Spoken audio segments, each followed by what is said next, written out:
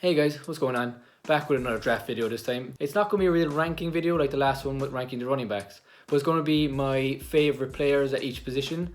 Now, so obviously I'm not going left tackle, right guard. I'm just kind of going just offensive line and defensive line. That's kind of the way I'm doing it, and general linebackers, not the whole situation of like ranking every position or who's the best in the draft. I just kind of wanted to do a bit, it kind of shows your personality, who your favourite players are, and I think this kind of does.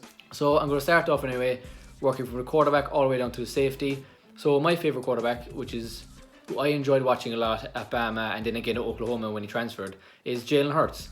Now, not the best quarterback in draft, obviously, even though I think he should be drafted and given a chance, because I think he's in college and we could see he had so much potential.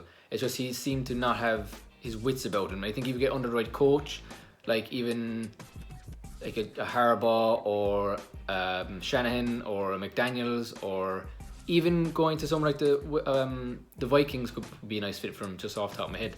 But yeah, Jalen Hurts, I love watching him, see him get outside the pocket. I loved him and CD Lamb, even though a lot of the time it did kind of look like he was just heaving up there knowing that CD Lamb was going to be there to get it.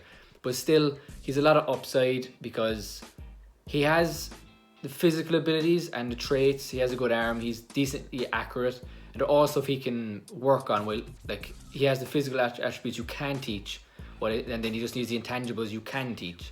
That's why I kind of love him. I love watching him anyway because he's arguably the most exciting quarterback to watch, because he didn't have as many weapons. He obviously has arguably the best wide receiver in the draft on his team, CeeDee Lamb, but the likes of Joe Burrow and those guys and Tua, he didn't have those kind of weapons. So I enjoyed him, kind of the underdog kind of thing he had, especially leaving Alabama and going to Oklahoma.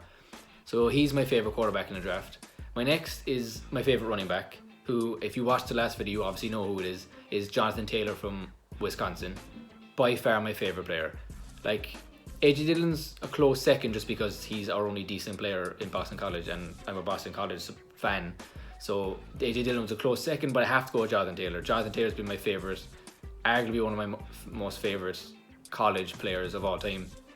I think he's the most physically gifted running back in the draft. I think I'm not going to say he's McCaffrey, he's not that kind of way, but he has the instant impact I think people don't understand. If he goes, especially if it's in the right system, like a Baltimore or something like that, with the right coaching, I think he's straight away into a good offensive system with a good offensive line and using the right ways. I think he could be instantly. He's going to be a 1,000-yard rusher every season. He gets decent.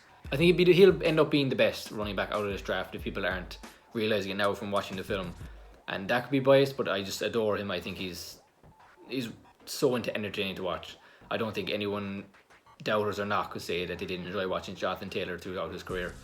And then my favourite offensive lineman, which it's obviously not the most entertaining position to watch, but when it comes down to it, Mekhi Becton was kind of guy I went to. Now, he's not the best one because obviously he's obviously a top 5 one just because of his agility and his speed, but he definitely doesn't have the best hands or the best feet. When it comes to offensive linemen, that's probably Jedrick Wills and Tristan Wirfs. Even Josh Jones would be up there. But I think he was the most entertaining to watch because when they pulled out for Louisville, when the pocket was stretched or when he had to pull across the line, he's so quick. He so moves at the flick of a switch. It's like he's gone and that's it. It's almost like he moves before the line even moves. He's that quick because he gets in position so much faster than the rest of his linemen. But I think that's why he was most entertaining offensive tackle for me. And obviously he's a left tackle, but he went to right tackle the odd time. He pulled a lot, and just seeing him chase after running backs and wide receivers or getting ahead of the blocks, he's really entertaining to watch. And you saw his speed in the combine. He was ridiculously fast in the combine. And then my next wide receiver, who I didn't want to go for a Jerry Jeudy, I didn't want to go for a CeeDee Lamb or a Henry Ruggs or even a Justin Jefferson. I went with KJ Hamler from Penn State because he doesn't have the best route tree. He doesn't have the best hands, but he definitely, whenever he got the ball in his hands, his playmaking ability is up there with the other guys. You saw him in a Penn State offense that didn't have a lot going for them, and he still ended up with over 1,000 yards receiving. And when you watch him play, he reminds me a lot of kind of like Marquise Brown for the Ravens last season, the way he kind of fits in. He's not doesn't have the best hands, doesn't have the best IQ, but when he gets on the ball, he has the physical ability of the speed, he can make players miss so easily. I think he just adds, especially with the way the offenses are being made nowadays, so spread out. You put him in a slot, you have another one. He's not going to be your number 1 receiver, I don't think, unless he could. He very much could. He was at Penn State. But I think if you slot him in, he could be one of the best slot wide receivers, what I was trying to get at. Because I think he fits the whole, if you put him on a slant route or a drag route, it's instantly 10 yards once he catches the ball. He's going to get separation from his defender. So I think I really enjoyed watching him. Obviously, I enjoyed the CeeDee Lambs and all them, but I kind of want to go for someone a bit different, a bit more underrated, like KJ Hamler. He's obviously a second round pick, definitely, maybe slip to the third round, depending on needs, but he's definitely there. And then my tight end, in a very kind of shallow tight end group for the draft this season, was Thad Moss. A little bit biased because of Randy Moss and the relation there, but I think if you give him a chance and he gets in the right situation, a lot of these guys are in the right situations, like a Hurts, like a Hamler, like a Mekhi Becton, and now like Thaddeus Moss. But he was definitely the most entertaining tight end to watch last season. He's the most athletic there is, and arguably is the best hands out of all of them.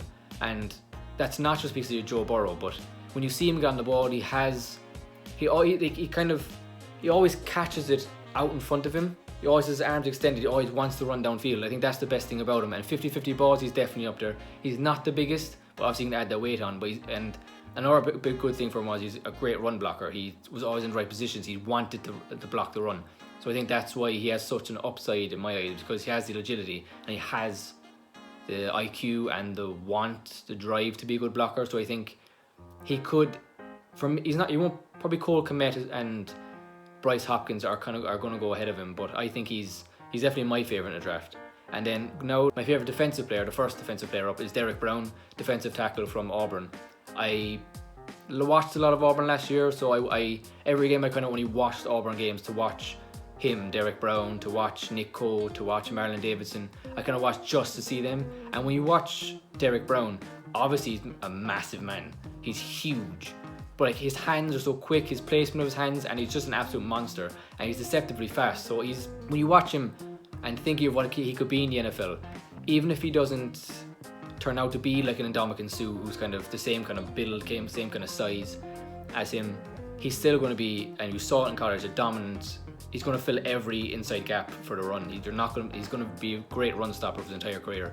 I think that's why his floor is a bit higher up than the likes of what Javon Kinlaw's is, because Kinlaw has the ability to be, he's much quicker, he's much more agile than Derek Brown is. But the reason I'm picking Derek Brown, and it's going off topic there, is just because I watched so much of him and I enjoyed watching him, because he's almost like he was always in the backfield, and whoever he played, the run game did not go well against him. You had to go the opposite way, and even then you're running into Nick Cole or Marlon Davidson, so you kind of couldn't get away from them. And then my defensive end, my favourite defensive end in the draft is a guy who a lot of people have fallen off with. I think because of his draft, he was kind of slow in the draft, but like when you watch him in games, you can see he's not slow. Like he's a lot quicker game speed than what people think he has. I think that's a weird thing for him because of how bad he did in the combine. But AJ Epinesa from Iowa, I loved watching him, and when I see him, you can see he's pure physical. Like it's not a lot of skill when it comes to what he's doing. He doesn't have a lot of bend, doesn't have good hands, but these are all stuff you can work on. Well, he is quicker than the combine made him out to be, and you can see he reminds me of JJ Watt off the edge. Obviously, if JJ, like a unrefined JJ Watt, where it's pure power, it's pure speed when you see him.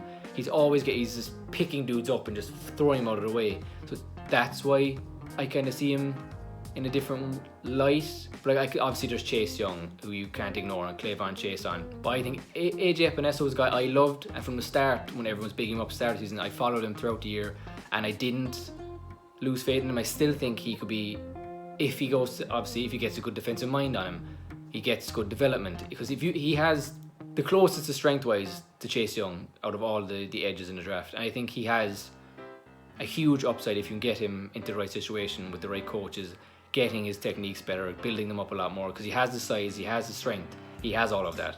And then my next guy would be linebacker, my favourite linebacker in the draft from Oklahoma, because like I said, I watched Jalen Hurts last year, so I watched Oklahoma in general. So Kenneth Murray from Oklahoma, middle linebacker, this is probably why I like him so much. He's a prototypical captain of the Patriots. Now it's very possible we take him in the 23rd pick if we're not taking a quarterback or getting weapons for our 2B quarterback. So I think like he's a ball hawk. He's built like a brick shithouse. He's probably the most intelligent out of the linebackers, because Isaiah Simmons, who I think he's too much like Jabril Peppers for my liking, of where you don't know where to put him. While with Kenneth Murray, you know what he is, you know what he can do, and he can only go up. Like, if anything, he can either be an all-pro linebacker or just a good captain like a Kyle Van Noy or a Demario Davis. Maybe not as good as Demario Davis, but he has the upside of Demario Davis, where he can, or CJ Mosley, because he's able to be, he's decent in coverage and he's extremely quick and he's very strong. Like, you can use him in the pass rush and you can use him in coverage. So I think he's all around will be a great linebacker straight away, instant impact when he comes to the league.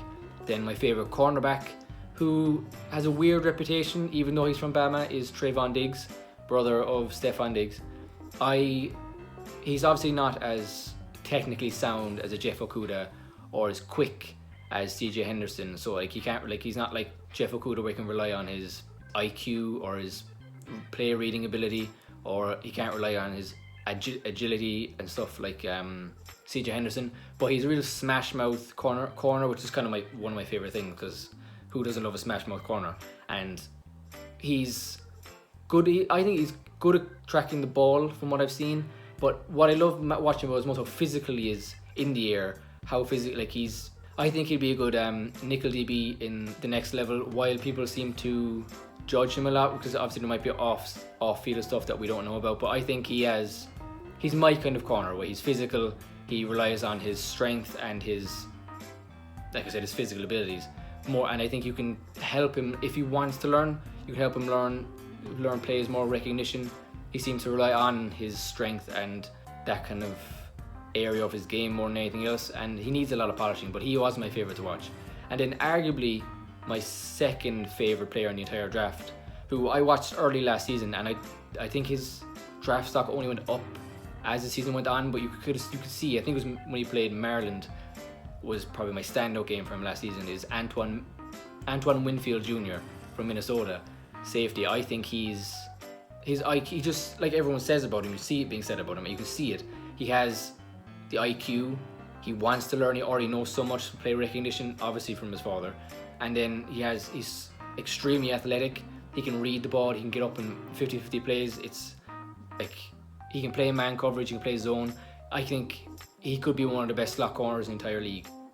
Moving from safety, but like a Justin Simmons, where you can put him on your the slot, you could put him on a Keenan Allen, he'll keep up with him. I think he has that kind of ability. His hands are placed so well all the time. He follows the ball really well. He makes good open field tackles.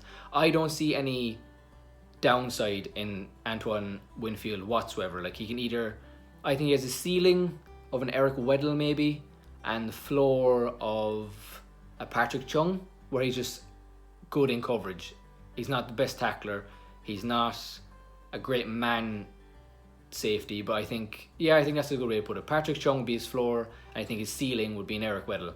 So I think that's pretty high regard to hold a fella in. So I think he's easily a first round talent. I think almost all of these guys are first round talents. Bar obviously Jalen Hurts won't go there, Jonathan Taylor won't go there, Thad Moss definitely might even be drafted because of how shy it is, but even the Patriots might take a chance, take another Moss. Worked out pretty well last time. Yeah, that's my list of favourite players in the draft. Obviously I don't think they're the best guys, because I stated it at the beginning, they're just my favourite guys who I watch and who I'm looking forward to see how they do and where they go.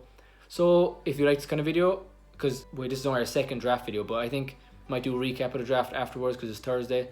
But thank you for watching. Like and subscribe if you want to see more of this kind of stuff. I do watch college football all through the year, so if you want this kind of stuff during the year, let us know below, leave likes, share with your friends, and thank you very much. Peace out.